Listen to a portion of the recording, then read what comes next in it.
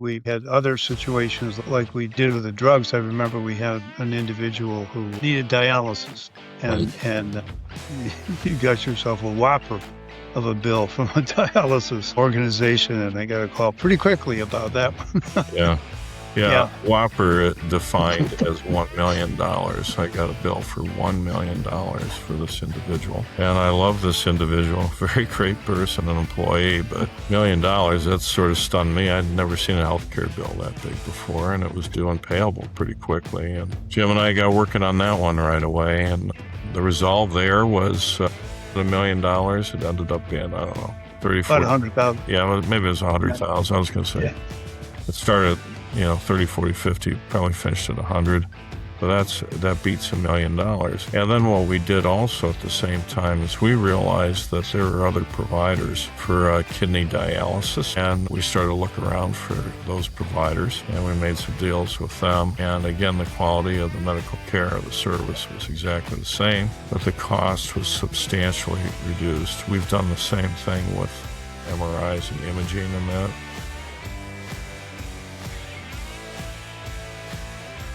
I want to welcome everybody to our podcast for this week, and we have a very special guest, Mr. Rob Durham. Rob is the former president of HKM Direct Market Communications, and by former, I mean about 2 weeks, Rob, that Yes. you have been.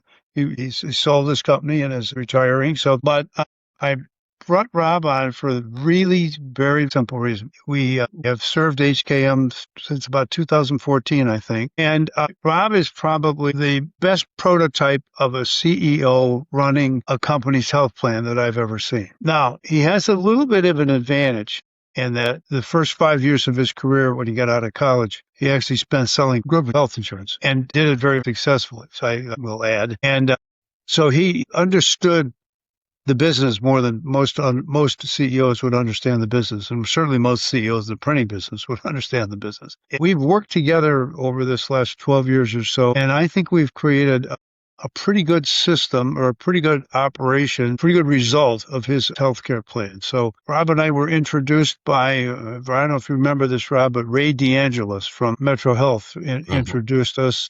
Rob's company was experiencing some pretty high claims, and they were looking for solutions. Rob happened to be on the board of directors of a hospital at that time, and that's where he had this other fellow, Ray DeAngelis, from. Ray was an employee of that hospital, but he was looking for solutions, and Ray put Rob and I together, and we started down a pathway of addressing his plan, addressing the issues that were arising with the plan, and attacking them one at a time, and I think having great results. And I got to tell you, we had a lot of fun doing it.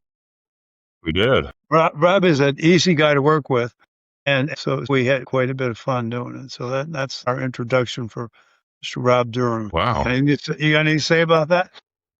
I'm impressed. I'm a legend in my own mind now, Mr. Farley. Thank you very much.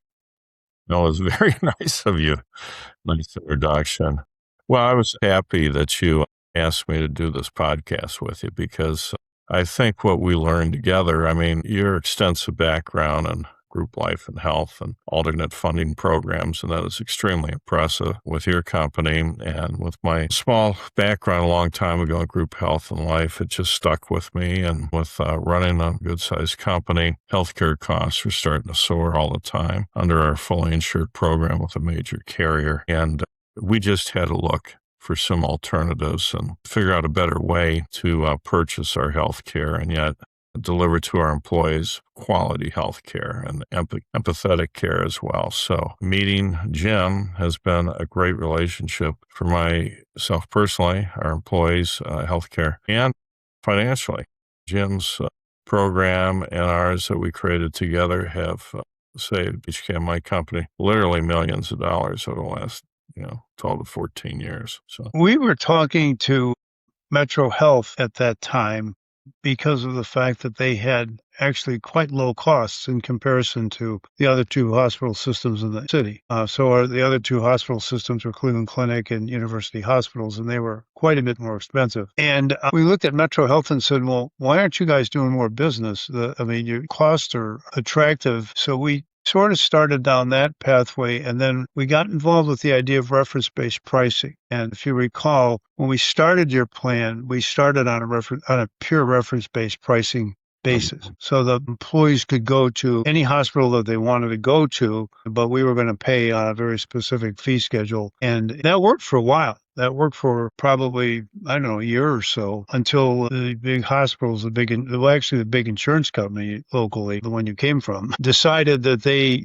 could not compete against reference-based pricing, and they went to a couple of the hospitals and said, you have to put this out of business. So we ran on the reference-based pricing plan for, I'm going to say, about a year, and then rather abruptly they pulled the rug out from underneath us, and all of a sudden that wasn't as viable of a solution as it had been the week before. Right. But back it up a little bit on that, Jim. When we were with a fully insured plan, a conventional program, the major carrier, my problem was every year these renewals were coming in and they were extremely high. And the healthcare trends, the secular factors, the rate of healthcare inflation has always been much higher than regular inflation. But these renewals were really getting to be ridiculous. And our executives within our company, they could afford the increases as high as they were. But the people that we had working for us, a lot of the shop folks or clerical folks and that who aren't as highly paid, these increases were really getting to be a problem and very painful for them, even though the company paid for the majority of the healthcare premiums. So that's really why Jim and I came together with his background in alternate funding and self-funded programs, and that was stop-loss carriers. And with him being a TPA, third-party claims administrator, we started this self-funded plan, and as Jim mentioned, we started with another carrier with a stop-loss, a specific and aggregate stop-loss, and it worked well for a while, and it was low-based funding, and then it didn't work. The carrier did not want to continue that. We won't get into why, but that sort of convinced us that we were onto something. So yes, I was involved with a hospital called Metro Health in Cleveland. I was on the board. I had to be careful because I didn't need any conflicts in that of my interests in that. But the hospital was looking at coming out with its own benefit program for employers. And because it's a public hospital owned by the county of Cuyahoga County in Cleveland, the hospital was able to sell directly health insurance programs to county employees. And then they were able to expand it into cities, municipalities around. And their program that they created was originally called, what was it? A Metro Health Select, I think it was. And they've changed that name a few times, but the premise of the program stuck and it continued to grow. And we got involved with that. And what we were able to do is we were able to do better than level funding. We were basically able to negotiate with the senior leadership of the hospital Medicare-based pricing. And that is a huge advantage in a cost reduction to be paying about what Medicare would be reimbursing the hospital system for. So we had a contract drawn up with the hospital. Jim was our claims administrator and consultant. He shopped the market for stop-loss carriers. He found us specific stop-loss carriers, so our claims wouldn't exceed $50,000 or $60,000 per individual and any policy or calendar year. And we also had an aggregate stop-loss to cap us if we had a pile of bad claims. And he also was able to have the aggregate carrier provide us with a monthly budget or cap. So it was a cumulative cap, meaning if our budget was, it was a lot more than this, but if it was $100,000 a month, the cumulative cap, but the aggregate for the year would have been $1.2 million. I couldn't handle a $500,000 claim in January. So the cumulative would work where it'd be $100,000 the first month, up to $200,000, then $300,000, $400,000, and it built up to the $1.2 million. Because at that time, as it's building, we would be paying a premium into J.P. Farley, which would cover the cost of our expected claims, as well as gym services, as well as adjudication services for the claims, and the insurance carriers' premiums they required. And that way, we always knew we had enough money in the bank to cover the entire program, and yet had a lot of safety valves along the way. And then really what resulted over the course of, we did extremely well. We were below our expected or claim level or close to it. and it was below the aggregate. So we ended up saving a lot of money every year, not only on individuals, but on the group as a whole. So that's globally something we did. And then Jim, and I would meet, during the course of every year, the renewals, irregardless of how well we thought we were doing or if we had some trouble spots we were worried about. And thanks to Jim's expertise and knowledge of the industry, we had different types of issues come up. For instance, we had just a few people that were on specialty drugs, and those specialty drugs were extremely expensive. And they were maintenance drugs, and that you could plan on that bill coming through every month. And I had said to Jim, is there a way we can do this, fund this differently, or is there a workaround? We're a small company, and this is really getting to be expensive. So then he recommended that we explore a specialty pharmacy in that. So we did that. So Jim, I'll have you take over on that. I'm talking too much here, but overall, Well, 30,000-foot view of what we were doing anyway. yeah. Again, I think that the big key was that you were looking at these claims. As we gave you data, you looked at the data and you reviewed the data. And I know we would sit down and go through the data. Then you'd call me back 2 or 3 days later, shocking me that you actually read this stuff. And then you've really gone through and dug out and said, here, I think we have this problem, we have that problem or the other. That the specialty pharmacy was one of those issues. So we were able to come up with some alternate funding programs for the people with the specialty pharmacy drugs. And those all by themselves probably saved you a couple $100,000 a year. I don't know how long that person stayed on the plan, but while they were on the plan, you were saving. There were a couple of them there, but while they were there, you were saving a couple $100,000 a year just automatically by taking advantage of some programs that were available. That was the first one. Yes. Yeah. So that one I remember. No, I think that without a doubt, the fact that you read those reports, and again, as I said, I'm not joking. The first time I gave those to you and you called me back 2 or 3 days later and started grilling me on the reports, I mean, where'd this guy come from?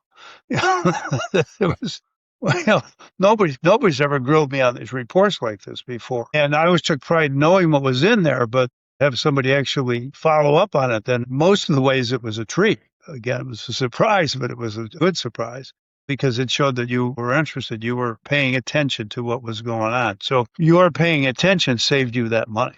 So it's we probably showed those same reports to a dozen other companies in that same quarter, and probably 3 or 4 of them had that same opportunity and walked right past it, or unless we brought it to their attention, they just walked right past it. So again, that's part of we talk about all the time that the management of the company, the CEO, the CFO need to be looking at what's going on inside of the plan, and that if they're not doing that, they're missing opportunities that are huge. And that to me was the very first example that we had.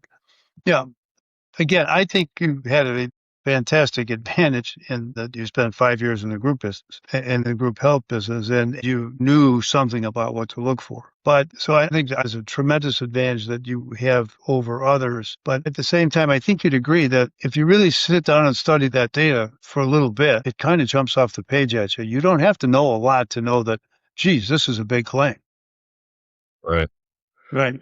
Well, I think one thing we looked at too was plan design and how to reward our employees to steer their utilization a certain way. A lot of employees will go to the ED or the ER, emergency room. And, those are very expensive visits, and especially if it's for something that's, a minor illness, sore throat, flu, et cetera, minor injuries, et cetera. And we try to steer them away from the ERs, EDs, because of that increased expense. So we'd encourage them to go to the satellite urgent care facilities, who were very capable and qualified in that to handle that type of patient treatments, and accommodate their concerns and that. When we were with the one major carrier, when we first started the self-insurance program, and we were with a major carrier as a stop loss. We had our employees were allowed to go to all the different hospital systems at that time, but we created a program that encouraged them actually to use Metro Health services more because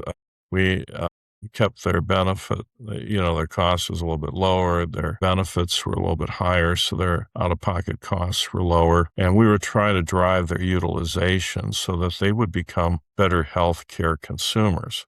It's like anything you buy out there, people shop, right? And people have a tendency, when it's your body or loved ones or friends or something, you want to get the best care you can right away. Always have the tendency to look at it as a product, to shop for. And with the hospital systems and that, some of them are many of them are great organizations, right? They save lives all the time. But let's face it, some of them, they're out there to make a good dollar too. And there's a lot of margin and there's a lot of opportunities within healthcare for hospitals to run their businesses tighter, more efficiently, and to lower the cost of healthcare delivery to its patients, or in our case, to our employees. So I knew that from being involved with a major hospital for a number of years. I saw the layers there. And with us, people were encouraged financially to try to become better consumers of their healthcare. And that's why, really, after this major carrier dropped us on the stop-loss side, and we picked up some other carriers, we made the decision, or actually I made the decision, to have all of our employees. It was like a very closed program. It was like created our own PPO, or really an HMO plan, where I said, I want everybody to go to Metro Health now. We'll help you find new doctors. We'll make recommendations for you. We'll do this, do that. And that was sort of a big move. But what had happened was, at the time we were making that move over to 100% Metro Health, probably 2/3 of our employees were already buying their health care from Metro Health because they wanted to get the lower cost of care. And they found that initially, they thought, well, there must have been something wrong with the care and not as good as the other systems. And they found out that after a few months, that wasn't true at all. If anything, they thought the level of care and patient empathy and the courtesies they were shown were every bit as good or even better than some of the other organizations in town. So, you also brought nurses in from Metro at that same time to coach the boys too. Yeah, so we did. And that was important. And we set that up with Metro. With, being a direct paying customer to Metro Health. I mean, Jim's company was writing HKM checks payable to Metro Health. Signature on it was mine. And so we were a direct customer of the hospital, really. And, wellness is very important. I know that from my background in medicine, with having been on the boards of Alzheimer's and the Heart Association, Metro Health. I've always had an interest in medicine, and wellness is extremely important. What you put in your body, how much you exercise, just how you take care of yourself, what you eat, etc. So we did bring in Metro quite often for wellness clinics for our employees, and they were initially, people were hesitant, reluctant to go to it, or afraid you get their blood pressure, or you get, a cholesterol test or something. But then after a while, everybody started doing it, and it caught on, and it was very successful. We even had us hire a part-time nurse who worked 2 afternoons. I think it was 1 afternoon and 1 morning every week. So she was staff at one of our facilities, 4 hours twice a week, morning and afternoon. And people could just stop by her office. We call it the wellness office. And they could get all sorts of advice and, have a quick little checkup with her, etc. So that seemed to serve us well, too. So that, again, these are all things that you were doing. And again, working with the hospital, not working against them, but working with them on helping your employees get healthier. I think you had some great ideas there. Mm-hmm. We had other situations like we did with the drugs. I remember we had an individual who needed dialysis, and you got yourself a whopper of a bill from a dialysis organization, and I got a call pretty quickly about that one.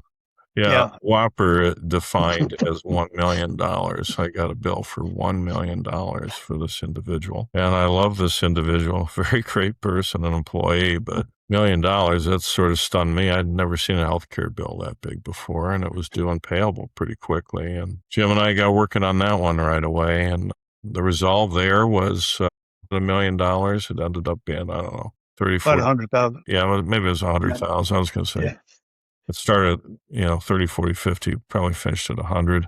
But that beats $1 million. And then what we did also at the same time is we realized that there are other providers for kidney dialysis, and we started to look around for those providers, and we made some deals with them. And again, the quality of the medical care of the service was exactly the same, but the cost was substantially reduced. We've done the same thing with MRIs and imaging and that. We had other situations like we did with the drugs. I remember we had an individual who needed dialysis, and you got yourself a whopper of a bill from a dialysis organization, and I got a call pretty quickly about that one. Yeah.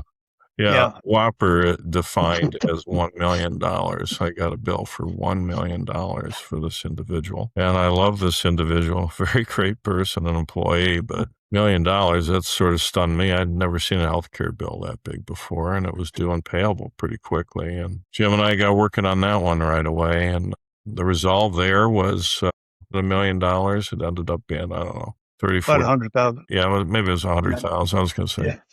It started, 30, 40, 50, probably finished at 100, but that beats $1 million. And then what we did also at the same time is we realized that there are other providers for kidney dialysis, and we started to look around for those providers, and we made some deals with them. And again, the quality of the medical care of the service was exactly the same, but the cost was substantially reduced. We've done the same thing with MRIs and imaging and that. There's some new organizations out we used here in town called Lumina. Actually, Metro Health is an investment in that, I believe. And their imaging services are actually a little bit less than Metro Health. And the entire facility is brand new and the equipment's state of the art. So maybe that's just a difference with the newer technology. But we've done that as well. So I think with healthcare, you got to educate yourself and your employees and their families, and you have to be a better healthcare, shopper. There's different programs out there you can take advantage of. Wellness is critically important. So many things can be avoided if you just take better care of yourself. And I will say too that regular medical exams and visits and that are important. So I'll tell you a story on myself, and that is here I am. I was actually the chair of the hospital on the foundation for Metro Health. And here I'm at medical meetings with doctors all the time, clinicians all the time, all great friends, all great support people. And I traveled a lot in my job. And I'd be up early in the morning. I drank 3 or 4 cups of coffee. I'd be running through an airport to get a connection to another plane. I was getting this heartburn, so I would stop and I would down like an ice water, and the pain went away instantly. And I thought to myself, am I having a heart attack? Do I have a heart problem? I don't really have that in my family. What does common sense say? It's you're drinking too much coffee, you're running through an airport, you're too loaded down with a bunch of stuff. Don't worry about it. Well, that attitude almost killed me 12 years ago because I left Cleveland and I went out to one of our sister companies in Seattle, didn't feel well there. Went back home, went out to Portland, Maine, the other coast. Didn't feel really great there. Then I was down in Charleston, South Carolina, and this was all in about a week and a half. Didn't feel great there, and it hurt to walk from the rental car parking lot up to the concourse, and the guy who was traveling with me dropped me off, and I thought, this is a problem. There's something really wrong. Now, this isn't heartburn. So I called my buddy, who was my PCP. Fortunately, he answered the phone. He said, you better get to the nearest ED. I went to the Medical University of South Carolina, MUSC, and they absolutely saved my life. I had a 95% upper and lower widowmaker clog, 100% the third artery. Last one was 26%. And I forget the technical medical term, but the 100% artery is still clogged 100% in my body, but my body rebuilt a structure of veins and arteries and did its own bypass for that artery. And that's what kept me alive. The widowmaker was giving me the pain. And when I went there, my blood pressure was 234 over 152, so I would have stroked out. And the ED doc, I just said, hey, how serious? And he said, put it this way, if you have a heart attack, we can't save you. So anyway, I called my wife the next day and she flew down. And they were going to give me open heart, but they decided to stent me. And I had no idea how tired and how bad I felt for so long because you continuously are feeling more and more tired. It didn't happen overnight. But even though I was in the ICU there in South Carolina for 3 or 4 days, even though I was there, I felt like I could have done jumping jacks or run 5 miles because of the difference in having that oxygen in my body. And here I am involved in all this medical programs on a philanthropic leadership basis and fundraising basis. And, my friends told me, they said, you'd be surprised at how many people. I was just the chair of the Heart Association for Northern Ohio. I just stepped down from that.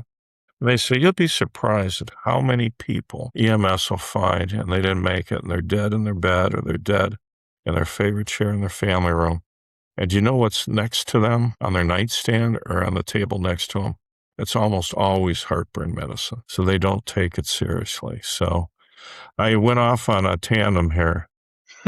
But I'm just telling you, I know firsthand it's important to get regular exams. And with AI right now and the way it's accelerating the discovery and the research in healthcare, we're going to see some tremendous advancements and cures coming soon. And I would just say you have to be an advocate for healthcare, for your own healthcare and for your families and your friends. Now, it doesn't matter what doctor you're going to or hospital or clinic. They all try to do the best they can. But it's always good to have somebody looking out for you on your behalf, whether you're able to respond or not, and to ask questions. Common sense questions are good things to ask, even to the best clinicians out there. So, sorry, I keep going off on these tangents. All right. Well, I'm going to bring you back on that tangent because, again, the flip side of that tangent is that while we're developing all of these wonderful cures and things that are happening at the same time, those wonderful cures and have some bills attached to them that are really significant.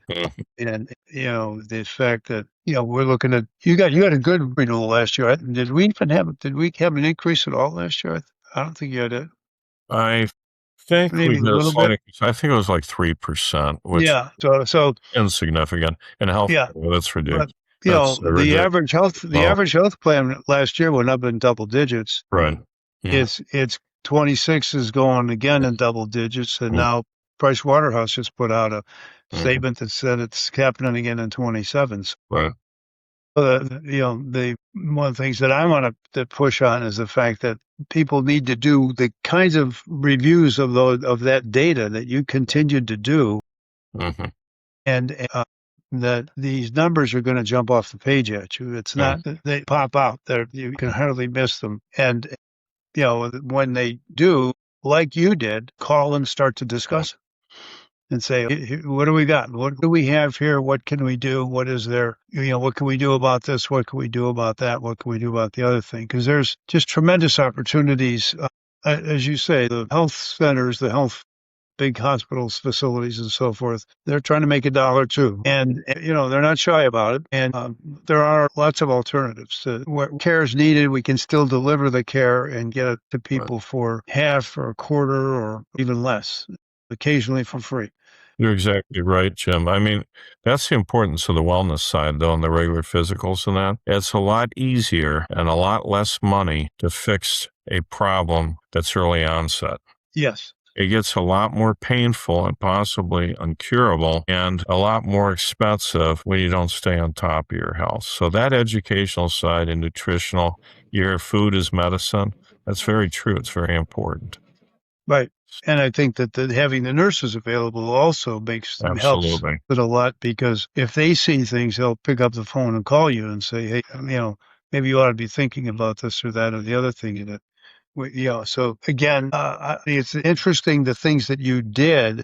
And if you attended our trade association meeting a few years ago, and it's going to be next week. If you were coming to that meeting next week, you'd be talking about the exact same things that you've been doing for the last 10 years in terms of reviewing the data, looking for situations, looking for opportunities, and looking for alternative ways of handling things, because you're just the poster child for having done that. When we first went to the self-insured model, and we had initially gone to that model using all the medical facilities in our Cleveland area or Northern Ohio region, all of our employees had their own doctors. They had their own clinical relationships and nurses, PAs, MPs, whatever. And they were comfortable with that. So initially they were afraid that when we went to self-insurance, they'd lose that choice. And that wasn't the case initially because it was basically a funding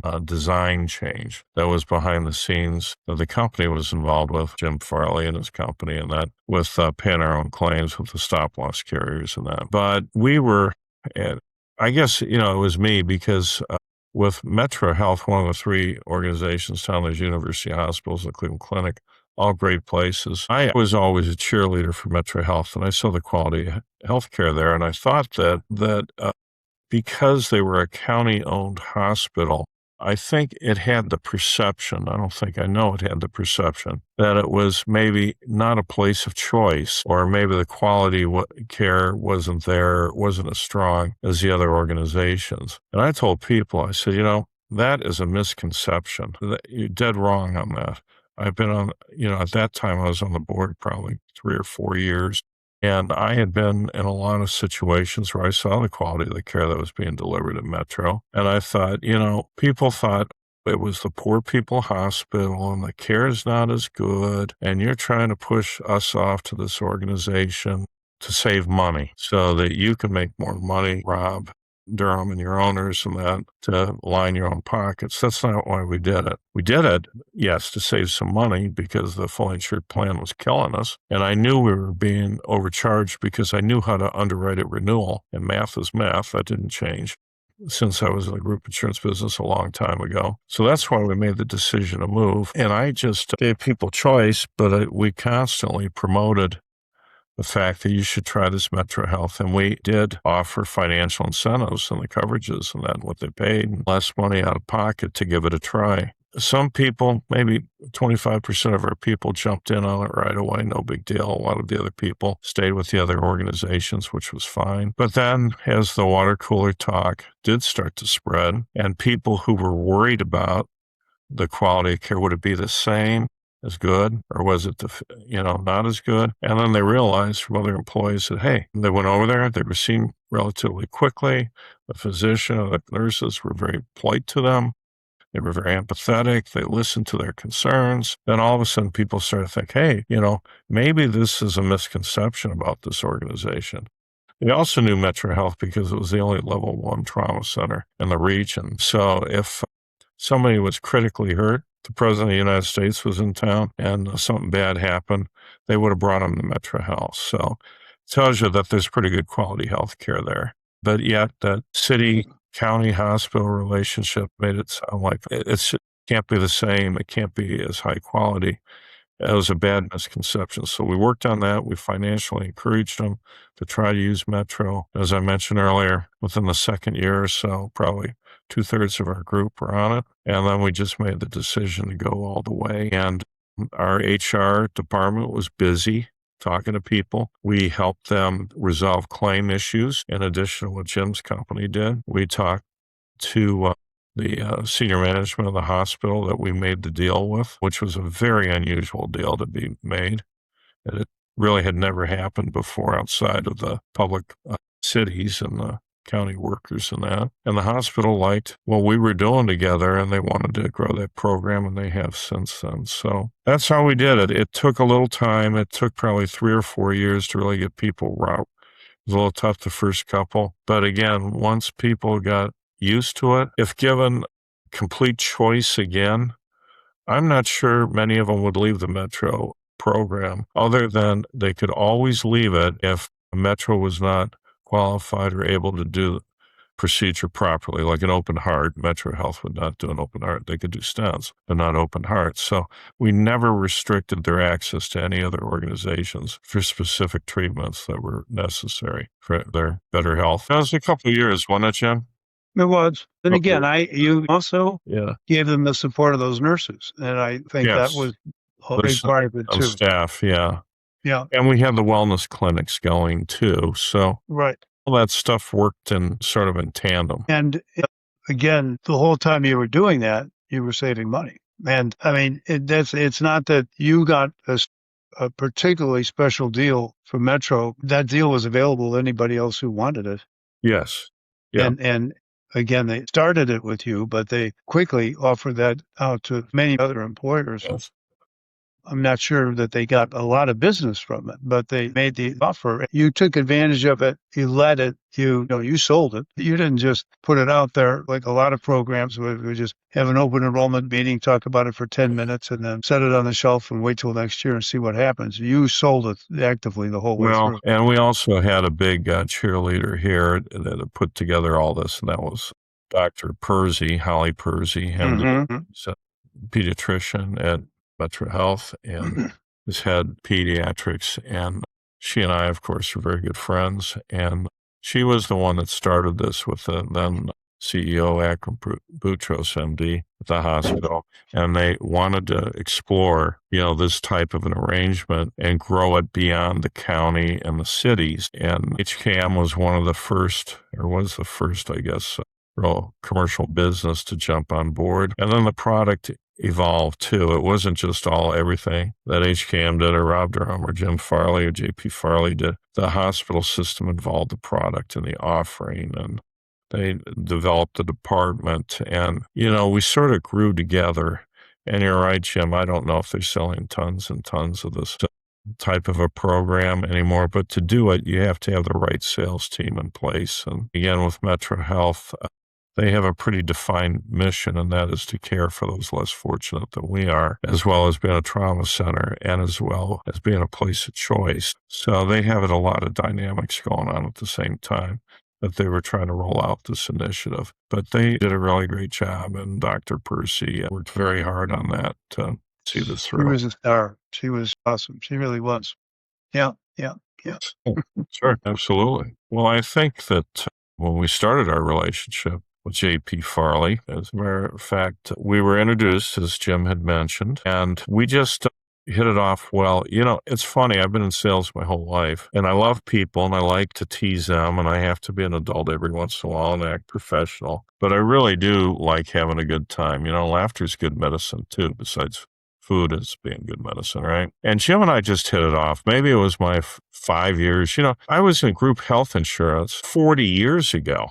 I started 45 years ago and went in the advertising business 40 years ago. This has just stuck with me, and medicine has stuck with me, my interest in helping these other organizations and that. And I don't know, I've always liked people, and I can tell if I like people right away or not, or if you're sort of stuck up on yourself and you don't listen to other people and you don't care about other people and that, you're not my kind of person. And when I met Jim, he's about as crazy as I am, but he tries to keep himself in check, and he's built a great business. He knows a lot about the industry. He knows a lot about healthcare. He knows how to save people money, and he's just a good guy. He's a good friend, and I trust him. So a lot of times when I'd ask his opinion, I never really second-guessed it. I might have challenged him every once in a while on a question or two. But if he told me he thought that's the way it was, that was good enough for me, because I just believed in him and his background and his level of professionalism. So anyway, I don't want...